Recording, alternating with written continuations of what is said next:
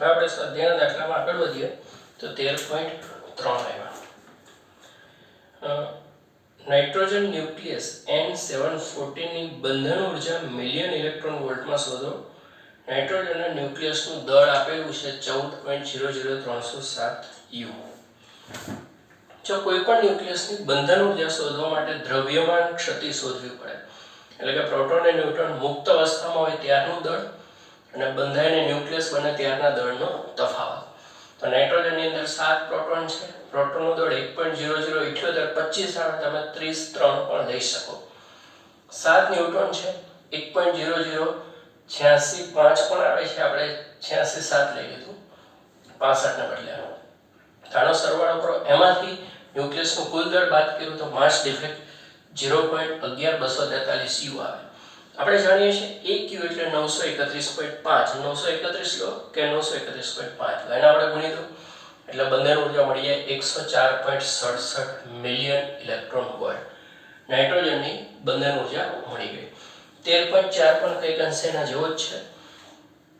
નીચે આપેલી વિગતો પરથી ફેરસ 2656 ને બિસ્મથ 83209 ન્યુક્લિયસની બંધન ઉર્જા શોધો અને એના ન્યુક્લિયસનું કુલ દળ આપેલું. બેઠવાના જેવા છે, પણ એમાં બે દાખલા છે. પહેલા નાઇટ્રોજન માટે ગણ્યું એવું ફેરસ માટે ગણવાનું છે, પછી બિસ્મથ માટે. ચલો, પહેલા ફેરસ માટે 26 પ્રોટોન છે, પ્રોટોનનું દળ વત્તા 56 માંથી 26 બાદ કરો 30 ન્યુટ્રોન છે, ન્યુટ્રોનનું દળ, ન્યુક્લિયસનું કુલ દળ બાદ કર્યું તો માસ ડિફેક્ટ 0.528461 U આવ્યું. એના ગુણ્યા 931.5 કરો એટલે 492.26 મિલિયન ઇલેક્ટ્રોન વોલ્ટ લોખંડના ન્યુક્લિયસની કુલ બંધન ઉર્જા છે.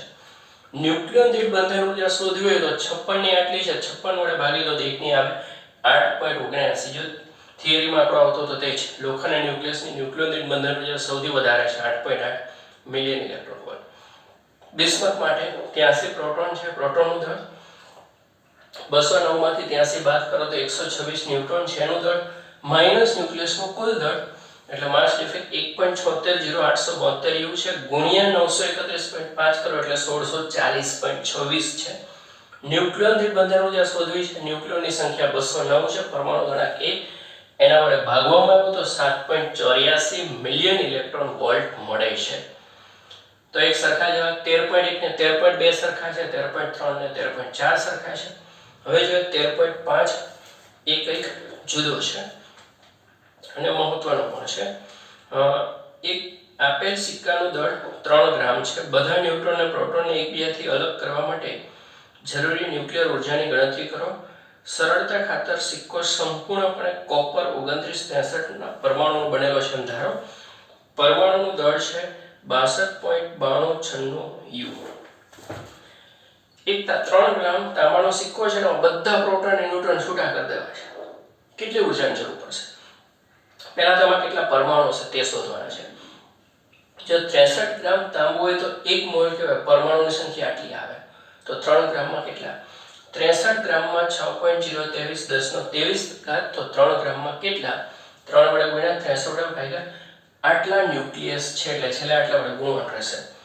કોપરના એક ન્યુક્લિયસની દ્રવ્યમાન ક્ષતિ ગણીએ એટલે 29 પ્રોટોન છે, પ્રોટોનનું દળ 63 માંથી 29 જાય 34 ન્યુટ્રોન છે, ન્યુટ્રોનનું દળ, પરમાણુનું કુલ દળ પણ આપેલું છે, બાદ કરી દીધું તો માસ ડિફેક્ટ આટલું આવે છે, ગુણ્યા 931.5 કરો એટલે એક ન્યુક્લિયસની બંધન ઉર્જા મળે. ન્યુક્લિયસની સંખ્યા વડે સાથે ગુણી દીધું આપણે. તો ન્યુક્લિયસની સંખ્યા એક ન્યુક્લિયસ માટે દ્રવ્યમાન ક્ષતિ U એને મિલિયન ઇલેક્ટ્રોન વોલ્ટમાં ફેરવવા માટે 931.5. તો જવાબ આવ્યો 1.581025 મિલિયન ઇલેક્ટ્રોન વોલ્ટ. 3 ગ્રામ તાંબાના સિક્કામાં બધા પ્રોટોન અને ન્યુટ્રોનને છૂટા છૂટા કરી દેવા માટે 1.581025 મિલિયન ઇલેક્ટ્રોન વોલ્ટ ઉર્જાની જરૂર પડશે. હવે 13.6 સિમ્પલ છે પણ એ નીકળી ગયો છે. 13.7 આવશે. હવે રેડિયો એક્ટિવિટી ઉપર આધારિત જોવા મળશે. એક રેડિયોએક્ટિવ સંસ્થાનિકનો અર્ધાયુ T વર્ષ છે. મૂળ એક્ટિવિટીના 3.125% ને 1% થવા માટે લાગતો સમય શોધો. જો ટકાવારીમાં અડધા કરતા આંકડો મેચ થઈ જાય તો બહુ સહેલાઈથી જવાબ મળે. અર્ધાયુના પૂર્ણાંકમાં T બરાબર 0 સમય એક્ટિવિટી 100% છે. એક અર્ધાયુ જેટલો સમય થાય T વર્ષ 50% થઈ જાય. બે અર્ધાયુ જેટલો સમય થાય 2T વર્ષ 25% થઈ જાય, 3T માં 12.5% થાય, 4T માં 6.25 થાય અને 5T માં 3.125 થાય. તો આપણે પૂછેલું છે 3.125% થવા માટે કેટલો સમય લાગશે? 5 અડધાયું એટલે કે 5T. આ એ થયું. બે ની અંદર 1% કીધું. જો આને અડધા કરો તો 1 ક્યારેય નહીં આવવાનો, એટલે અડધાયુના પૂર્ણ ગુણકમાં નહીં આવે. તો જો આને અડધા કરતા આવી જાય તો અડધાયુના પૂર્ણ ગુણકમાં આવે, નહીતર પછી રેડિયો એક્ટિવ નિયમ પરથી જ ગણવું પડે. એક્ટિવિટી છે એટલે આપણે r પ્લસ ન્યુક્લિયસની સંખ્યા હોય તો n લઈએ. r બરાબર r0 e raised to minus lambda t. r ના છેદમાં r0 1% કીધું છે એટલે 1 ના છેદમાં 100 e raised to minus lambda t. e raised to minus lambda t ને છેદમાં લઈ જાઓ પ્લસ ઘાત થઈ જાય તો 100 બરાબર e raised to lambda t થાય. બંને બાજુ e ના આધાર પર log લેશું તો અહીંયા lambda t આગળ આવી જશે અને અહીંયા 100 log આધાર e. e નો આધાર હટાવો હોય તો 2.303 વડે ગુણવું પડે અને 100 નો log 2 થાય. 10 નો આધાર આવી જાય એટલે અહીંયા 10 નો વર્ગ કહેવાય એટલે 2 આવી જાય. તો આટલું છે આ થયું. t શોધવાનો લેમ્બડા છેદમાં તો લેમ્બડા એટલે 0.693 ના છેદમાં અડધાયું છે, t છે જે અંશમાં આવી જાય. તો 2.303 ગુણ્યા 2 એટલે 4.606 ભાગ્યા 0.693 કરો એટલે 6.65 t આવશે વર્ષ. અહીંયા t વર્ષમાં છે એટલે એનો એકમ. એટલે જો 6 અડધાયું નહીં, 7 અડધાયું નહીં, 5 નહીં, 6.65 અડધાયું જેટલો સમય આવે. કારણ કે અડધા આંકડો 1% નથી આવતો એટલે 100 ના અડધા કરતા જાઓ 1 નથી આવતો ટકાવારીમાં. આગળ વધીએ 13.7 બાદ 13.8 જોઈએ. 13.8 તો બહુ વ્યવહારિક છે. કાર્બન ધરાવતા સજીવ દ્રવ્યની સામાન્ય એક્ટિવિટી કાર્બનના દર ગ્રામ દીઠ દર મિનિટે 15 વિભાજન જણાય છે. એટલે પ્રારંભિક એક્ટિવિટી 15 વિભાજન પ્રતિ મિનિટ છે. એટલે આપણે હમણાં લખ્યું છે અહીંયા સેકન્ડ હોત તો આપણે બેક વાળા લખી શક્યા હોત. હવે આ એક્ટિવિટી સ્થાયી કાર્બન સંસ્થાની કાર્બન બહારની સાથે થોડા પ્રમાણમાં રહેલ રેડિયોએક્ટિવ કાર્બન 14 ને લીધે છે. જ્યારે સજીવ મૃત્યુ પામે છે ત્યારે તેની વાતાવરણ જૈવિક સંતુલન એક્ટિવિટી જાળવી રાખે સાથેની આંતરક્રિયા બંધ થાય છે અને તેની એક્ટિવિટી ઘટવાની શરૂઆત થાય છે. તો કાર્બન 14 ના જાણીતો અડધાયું 5730 વર્ષ છે. 5730 વર્ષ કાર્બનનો અડધાયું 14. અને આપેલ એક્ટિવિટીના માપેલ મૂલ્ય પરથી તે નમૂનાની ઉંમરનો લગભગ અંદાજ મેળવી શકાય છે. પુરાતત્વ વિદ્યામાં વપરાતા કાર્બન 14 ડેટિંગનો આ સિદ્ધાંત છે. કાર્બન ડેટિંગ પદ્ધતિ કોઈ પણ વસ્તુ કેટલી જૂની છે જાણવા માટેનો સિદ્ધાંત છે. ધારો કે મોહેન્જો-દરોનો એક નમૂનો કાર્બનના દર ગ્રામ દીઠ દર મિનિટને 9 વિભાજનની એક્ટિવિટી દર્શાવે છે. તો સિંધુ ખીણની સંસ્કૃતિનો લગભગ ઉંમરનો અંદાજ મળ્યો. સિંધુ ખીણની સંસ્કૃતિના કેટલા વર્ષ થયા હશે આપણે જાણવાનું કીધું છે. બરાબર. તો આમાં આખી મેથડ બતાવેલી છે પણ આપણે ગણતરીની દ્રષ્ટિએ વિચારીએ તો બહુ સિમ્પલ છે. પ્રારંભિક એક્ટિવિટી 15 હતી અને અત્યારે એક્ટિવિટી 9 થઈ ગઈ છે. તો કેટલો સમય થયો હશે? જો અડધાયું 5730 વર્ષ છે, 15 ના અડધા 7.5 તો 7.5 નથી થયા, એનાથી વધારે છે એટલે 5700 વર્ષ નહીં થયા, એનાથી ઓછા હશે, 5000 4000 વર્ષ થયા હશે. ગણી નાખીએ. r બરાબર r0 e raised to minus lambda t. તો r ના છેદમાં r0 e raised to minus lambda t. r 9 છે, r0 15 છે, માઈનસ ના છેદમાં લઈ ગયા, ક્રોસ ગુણાકાર કર્યો તો e raised to lambda t 15 ના છેદમાં 9. બંને બાજુ e ના આધાર પર log લેશો તો અહીંયા ખાલી lambda t વધશે. 15 ભાગ્યા 9 એટલે કે 5 ભાગ્યા 3 1.66 આવે એટલે 1.67 અને log e.